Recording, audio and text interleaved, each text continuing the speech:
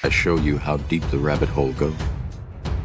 Like you, be strong to hold the powers of the sun. Listen to Pavarotti. Can I be your superhero? Hello, welcome to The Revealing. I'm your host, Pavarotti, and I'm here to discuss the Idaho 4 case. And we did get the rulings back from Judge Hippler on both the alternative perpetrator, proffer, and the motion for continuance. And the motion for continuance, I'm going to do that one for you tomorrow because that one is egregious. And, you know, it really took me reading both of them and breaking them down to understand how the two went together. And after reading the motion for the continuance denial and what the judge has written in that ruling, it told me something that was glaringly obvious to me, and I would have to think it would have been glaringly obvious to the defense as well. And that is, there was no way that the judge was going to do the right thing in the rulings as it related to both issues. And the ruling of not removing the death penalty, that one is egregious. But when we get to the alternative perpetrator ruling, this is the one that I'm going to have the most fun with, because I know the simple minds out there, and I've already watched some of them. It's amazing how simple-minded they are. They look at things, and I don't know why, but they see completely different things than I see. That's should be apparent to anybody that has, you know, a little bit of common sense. But what I want to ask you to do in this one is think deep with me and not be shallow, because I'm going to point out exactly what's the defense's strategy was with the alternative perpetrator proffer that they entered, and why they entered it that way, and how the prosecution is going to get slapped in the face in the end with what the strategy is from the defense. And throughout this breakdown of the alternative perpetrator ruling by Judge Hippler, I will ask you a few questions. In fact, I'll ask you 4 questions, and I'll ask you to answer those questions to yourself in the most honest way possible. Because once you have answered those 4 questions to yourself, then you will understand what you're looking at in this proffer, in this denial. So prepare yourselves. It's not bad news. It's just figuring out what the strategy really was.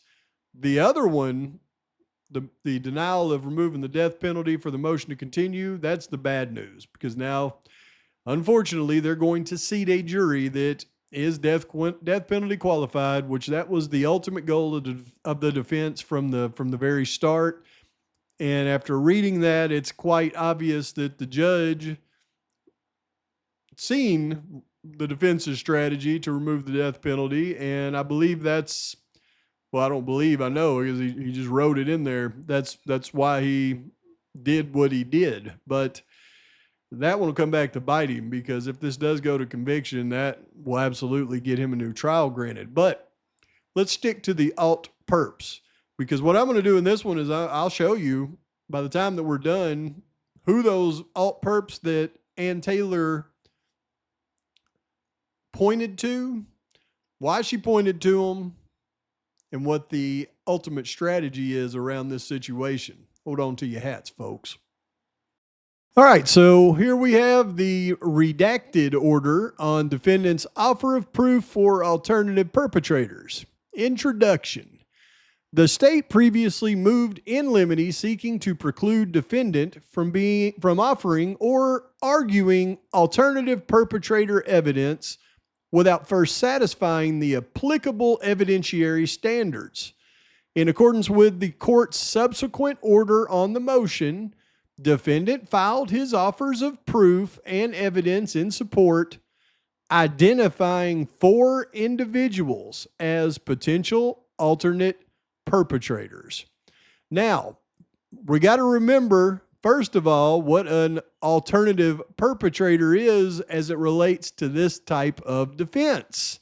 All right, so an alternative perpetrator evidence, also known as third-party guilt evidence, is evidence presented by a criminal defendant to suggest that someone else committed the crime that they are accused of. This defense aims to create reasonable doubt about the defendant's guilt by introducing evidence that points to another individual as the actual perpetrator. Now, when they talk about pointing to an individual, that means naming an individual that could have been the actual alternate perpetrator. Now, when we look at this crime and we see what's really taking place in this crime and the events around it, one of the things that I've hit really hard over a long time is the fact that these criminals were very organized at what they were doing. They planned it out. They committed it.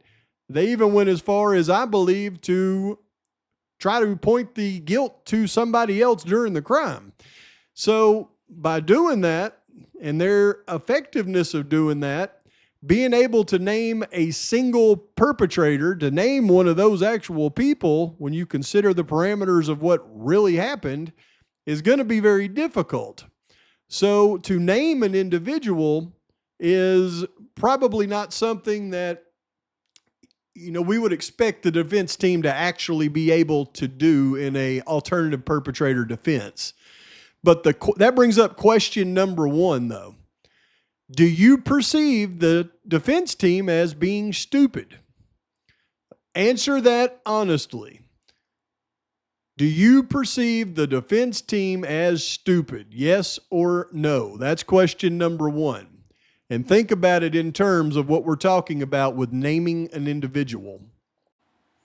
Now, I personally don't believe the defense team to be stupid at all. In fact, if anything, I would describe them as very strategic. So thinking at it from that perspective, if they already had a fair certainty that the judge was going to rule against them, and they have the prosecution that is preparing for this case at trial, knowing that the judge will rule against them, what would you do in a strategic situation such as this? Which brings me to question number two I would like to ask you. Now, if you answered the first question is yes, you think the defense team is stupid, then there's really no reason to ask yourself the rest of the questions. But if you answered no, you don't believe the defense team is stupid, then this question I present to you, and then we're going to see if the answer to this question verifies itself as we go through the rest of this document. But if you can't point to an actual individual due to the effectiveness of the criminals during the crime, would you, A, just wait till trial to present your defense through witness testimony, or B, throw a bait and switch to the prosecution that you know will be denied by the judge so they aren't prepared for your real strategy at trial? How would you go about it? For me, I know it would be B. I would throw a bait and switch to the prosecution that I know the judge is going to deny anyways, but I would have that prosecution preparing for that strategy for trial when I slapped them in the face with what I really planned to do. And I think the rest of this document that we're going to break down is going to point directly to the answer being B, in my humble opinion. See if you agree by the end of this video. All right, so identifying 4 individuals as potential alternate perpetrators. The state objects to the presentation of this evidence at trial, arguing it fails to satisfy the standard under Meister. Defendant conceded at oral argument that at this point, his proffer is not sufficient to pursue an alternative perpetrator theory at the outset of the trial. So this tells us everything we need to know right here. The defendant conceded at oral argument during that closed hearing that his proffer is not sufficient. So then you have to ask yourself that the defense team knew when they submitted their proffer that it wasn't sufficient. They knew that this motion would be denied, yet they filed it anyway. Did they file it anyway just to go through the motions, or did they use it as a strategy? Did they use it as a chess piece in this big old game, knowing that it wasn't going to be enough to actually get the alternative perpetrator theory permitted during trial? Did they use it as a chess piece? I believe they absolutely did. And the second part to this, which is what the judge agreed to, is what the defense was really after, but request latitude in cross-examination of the state's witnesses to try to establish additional evidence to satisfy the Meister standard. What they wanted was an open process when they're actually putting law enforcement and other individuals on the stand to have leeway in bringing in the real alternate perpetrator evidence. They obviously know this is not evidence, and we're gonna really establish that further into this order by the judge. So I firmly believe they put this in there as a bait and switch. They put it in there so that the prosecution would really believe that they were focused on this, knowing that it would get overruled by the judge or denied by the judge. I mean, it's blatantly obvious.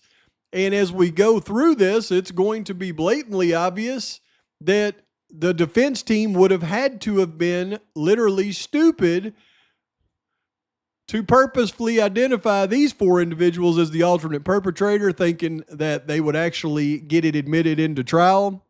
No way. Watch this. Analysis. The seminal Idaho case on the admissibility of alternative perpetrator evidence is Meister. We've gone over Meister so many times, right?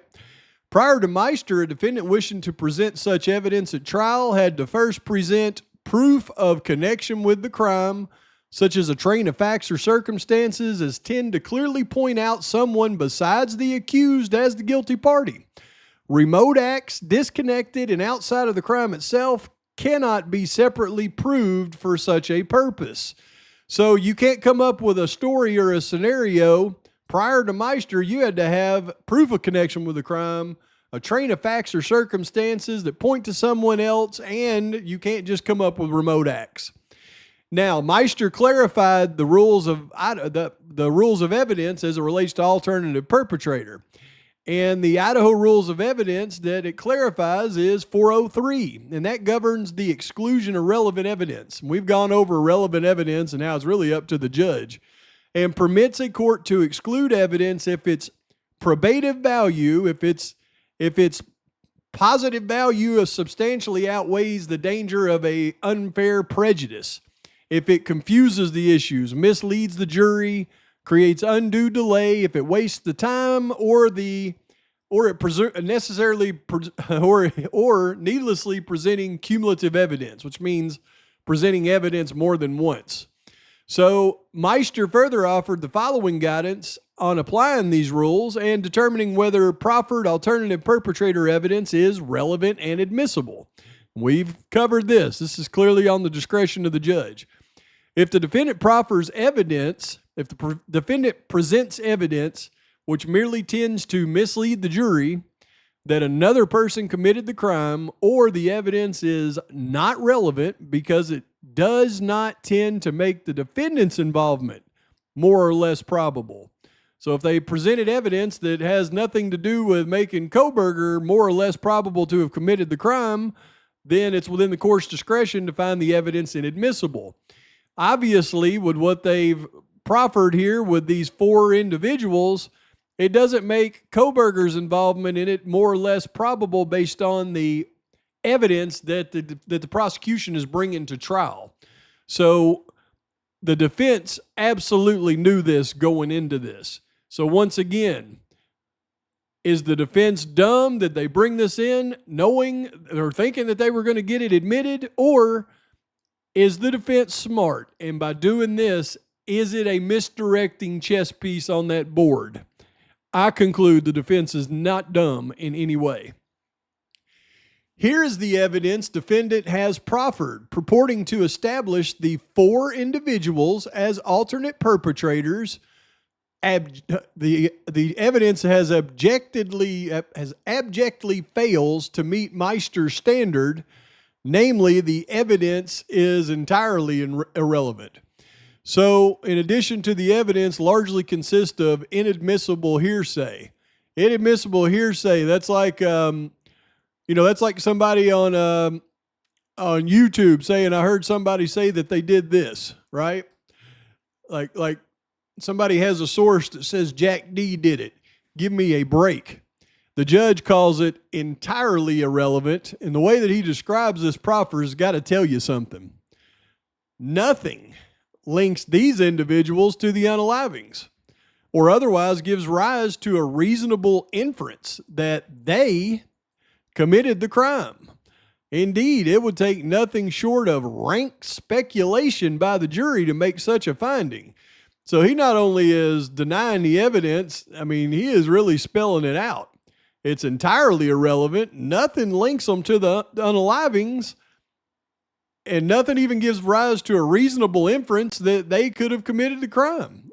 Nothing short of rank speculation by the jury to make such a finding. What does he mean by rank speculation? In legal terms, when a judge refers to rank speculation, they are emphasizing that a statement, question, or argument is based on pure guesswork, assumptions, or theories without any factual support or evidence. It's a stronger way of saying that something is speculative.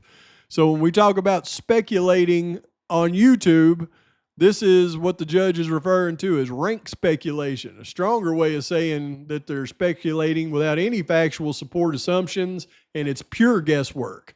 That's some strong language as he's describing these alternative perpetrators. Now we get some insight to who she is naming as the alternate perpetrators, which I think gives us real insight to who we know are not the alternate perpetrators. 3 of the individuals were each socially connected to one or more of the victims, interacted with one or more of the victims at social events in the hours prior to the unalivings. Now, I've made notes of all of these. We're going to go over them in a minute. They lived within walking distance of the crime scene and were familiar with the layout of the victims' homes from prior social events. While perhaps this evidence could suggest an opportunity to commit the crime, which no doubt is an opportunity shared by dozens of others in the victim's social circles, there is no compelling evidence that any of them had a motive to unalive the victims, much less physically harm them, or a means to do so. What does he mean by a means to do so?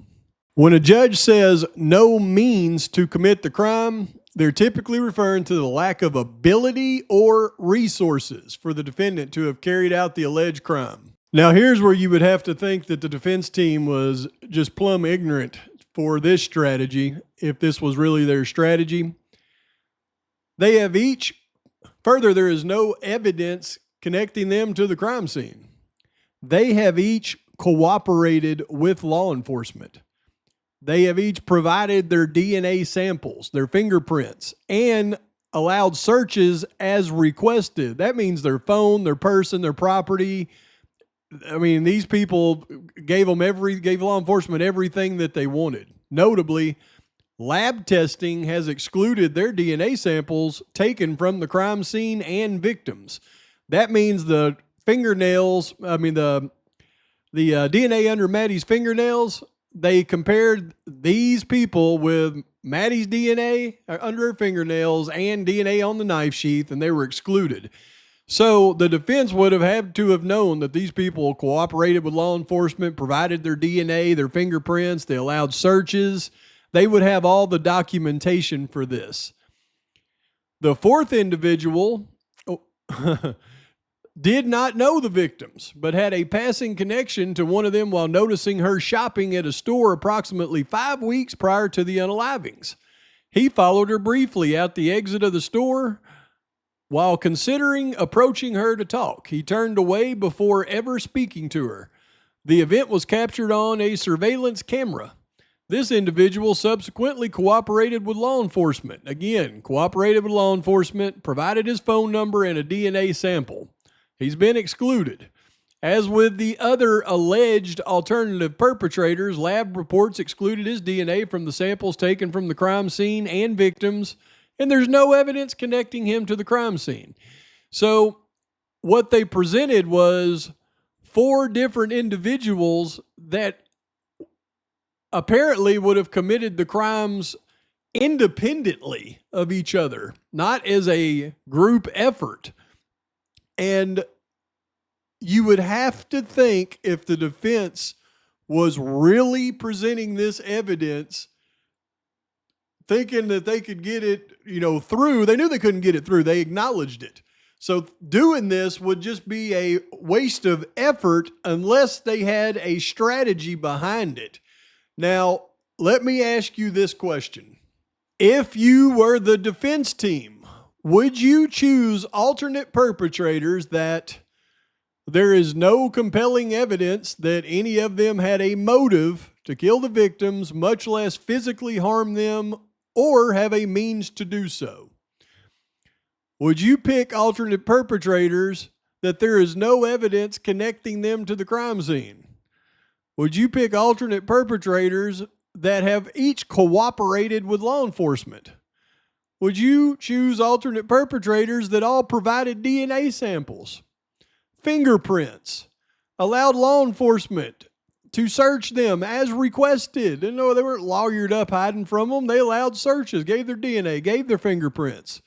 And they had been excluded from the samples taken at the crime scene from the DNA of the victims. Would you present this as your alternative perpetrator evidence and then acknowledge that you knew that you didn't have enough evidence to get it through? Would you do that straight up? Or would you, knowing this in advance, use this as a chess piece against the prosecution for them to not know what you're going to do at trial? You would have to think the defense team was stupid to not do that. The fact that these individuals lived within walking distance to the crime scene is not probative evidence, given that the perpetrator drove a vehicle to the crime scene. Further, none of these individuals drove a vehicle matching the description of the suspect's unaliver. Collectively, and this is where the language gets really strong from the judge, and I know the defense team had to anticipate this. Collectively, defendant's proffer with regard to these 4 individuals fails to give rise to even an inference that they committed the crimes or otherwise make it more or less likely that defendant was the perpetrator. So their inference of that doesn't even make Kohberger less culpable. Defendant has provided no probative, admissible, significant evidence of motive, ill feelings, means, presence at the scene, or any connection to the crime that could possibly move the ball to the extent it supports an alternate perpetrator theory, and they knew this. At best, defendant's offer of proof can give rise to only wild speculation. Earlier it was rank speculation, now it's wild. And that it is possible any one of these 4 individuals could have committed the crimes, which is inadequate under Meister. So it wasn't this one did it, this one did it, this one did it, this one did it. It was any one of these 4 could have done it. In other words, it's not sufficient for a defendant to merely offer up unsupported speculation that another person may have committed the crime, which is all the defendant has done here. Even if there was a shred of probative value in the proffered evidence beyond wild speculation, it is not sufficient for a defendant to merely offer up unsupported speculation that another person may have done the crime. Such speculative blaming intensifies the grave risk of jury confusion, and it invites the jury to render its findings based on emotion or prejudice. So this language, anyone, shred, wild speculation, I mean, that's very strong language. The defense knew it before they went into it. That's why they absolutely acknowledged it. So there is no way anybody's going to get me to believe the defense team is stupid. I see their strategy here, and it's very clear. It also presents a threat of unfair prejudice, as it would invite the jury to blame unrepresented persons for a heinous crime when there is not a scintilla, goodness, of competent evidence connecting them to the crime. He said not a scintilla of competent evidence. Nonetheless, the court's ruling, this is where it's key, and this is what the defense wants right here. This is what they were after. The rest of it is a bait and switch for the prosecution. As the state notes, none of the four individuals drives a car that could be mistaken for a Hyundai Elantra. Nonetheless, the court's ruling does not preclude defendant from confronting and cross-examining the state's law enforcement witnesses regarding the thoroughness of the investigation, particularly in following up on and ruling out leads generally. Indeed, the Idaho Court of Appeals recently found in an unpublished opinion that questioning a detective about failing to follow up on or other plausible leads was relevant to alternative perpetrator analysis. We agree with Emerson that a relevant line of inquiry would be to question the scope and breadth of the investigation and to explore on cross-examination whether plausible investigative leads about third parties were ignored and overlooked. This is where they'll bring in their real alternate perpetrator defense. It further stated that this line of questioning may not include inquiries about the investigation of specific third parties absent from satisfying Meister. So when the judge points this out, this is what the defense wants. During the cross-examination of the state's witnesses, particularly law enforcement, they're going to be able to bring up questions that would lead to alternative perpetrators as long as those questions do not identify specific third parties. So once again, you would have to think the defense team was stupid by naming the four individuals that they named, because by doing that, knowing that the motion was going to get denied, then it would have prevented them from exploring real questions to law enforcement during the trial that would absolutely specify specific third parties, meaning these four individuals that they named. And as soon as they started to question in that direction, the judge would shut them down. They know that. You would have to be blind not to see this strategy. I hope the prosecution is. The court will apply these same parameters at trial regarding defendant's cross-examination of law enforcement. He may inquire as to the reasonableness of the investigation, including investigating and ruling out other leads. He is not, however, permitted to question law enforcement about the investigation of any specific individual. They knew this would be the ruling. They acknowledged it. So they wouldn't have named specific individuals that they actually thought were alternate perpetrators and they were going to use in their defense at trial.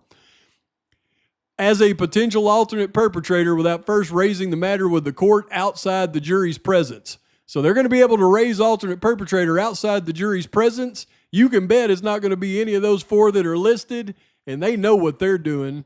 Based on the foregoing, defendant's offer of proof, RE alternate perpetrators is denied. Based on everything that I've just read and everything that I've gone over, there's one thing I think is certain. I think that the judge, law enforcement, and the defense all are fairly certain that the four people that they offered in the offer of proof for alternative perpetrators are not the alternative perpetrators in the case. And everybody knows it now. But based on everything that I just read, one thing's for certain for me now, the people that I am even more certain were not involved in the crime are the four alternate perpetrators that the defense pointed to.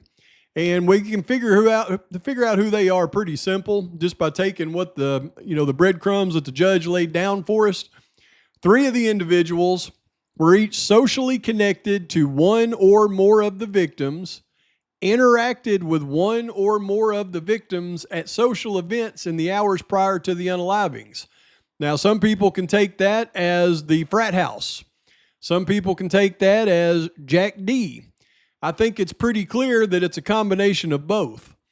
Lived within walking distance of the crime scene and were familiar with the layout of the victim's home from prior social events. Interesting. The fact that that would definitely include Jack D., Kohberger, one of the frat boys, and not real sure who this person was that was stalking Kaylee at the store. But the fact that these individuals live within walking distance to the crime scene is not probative evidence, given that the perpetrator drove a vehicle to the crime scene. Further, none of these individuals drove a vehicle matching the description of the suspect's killer, as with other alleged alternative perpetrators. And also the fact that it said that they all gave their DNA and were excluded. Well, we know through past court documents that two of the people that gave their DNA and it was compared to Maddie's DNA under her fingernails, and they were declared inconclusive, but it was even less numbers than Kohberger, was Jack D. and Kohberger. So we know Jack D. and Kohberger are two of these individuals. You can bet one of them, because the judge said, the defense said any one of them could do it. Not all four of them conspired, but any one of them could have done it independently. So you can take Jack D., Kohberger, a frat guy from somebody victims interacted with at one of the social events prior to that night, and then the random grocery store stalker. All these individuals gave DNA, fingerprints, allowed searches, and were excluded from the fingernails under Maddie. This does not include the individual whose DNA was obtained from a cigarette, as that would have been obtained covertly. So you can bet none of these four were the guy that the law enforcement went and got the cigarette and got his DNA, because all these people, it says they willingly gave up their DNA. That DNA was picked up from the cigarette covertly. So it's blatantly obvious what the strategy here by the defense was, and I think it's well played. So simple minds out there look at things at face value. Well, the defense says it's Jack D. and the frats. Look, give me a break. When the defense obviously knows how the judge is going to rule before they ever submit their motion, that's very apparent by what happened on the motion to continue. When the defense puts in their motion and in their oral argument that we realize that we don't have enough evidence to make this work, but leave the door open for our questioning, it tells you they went into it knowing that it would be denied. Now, if you think for a second that this defense team would go into a motion knowing it's going to be denied and not have some type of strategic angle, well, then you have missed this entire case. The prosecution now believes this is who the defense believes the alternative perpetrators are, and they will be preparing for this for the trial. The defense knows that. So what would be the best strategic move to do? Take the four people that you know would not be the alternative perpetrators, submit them as alternative perpetrators so the prosecution prepares for it, and then they get blindsided at trial with the real strategy. You can bet I can't wait for this trial. But one thing it does tell me, it tells me that we haven't done a good enough job connecting all the dots for the defense, and we've only got... Well, they moved the trial date to the 18th for jury selection, so we've got a very short amount of time. So I'm going to have to double, triple down between now and trial to make those final connections for the defense in this thing, and I won't stop till this thing starts. I'll go over the absolutely horrendous decision by the judge tomorrow, which was the denial of the motion to continue and what was actually said in there, because he went into things like possibly it being the defense that did the leaks. They'd never be able to find the leakers. Give me a break. We have given you direct evidence to go directly to the leakers. It wouldn't take but 2 interviews to get to the leaker. So what do they... I'll save that one for tomorrow. Please like and subscribe to the channel. Post your comments, thoughts, criticisms. And until next time, Pavarotti's out. Oh, gonna give it a shot. Only one of me to shield you all from the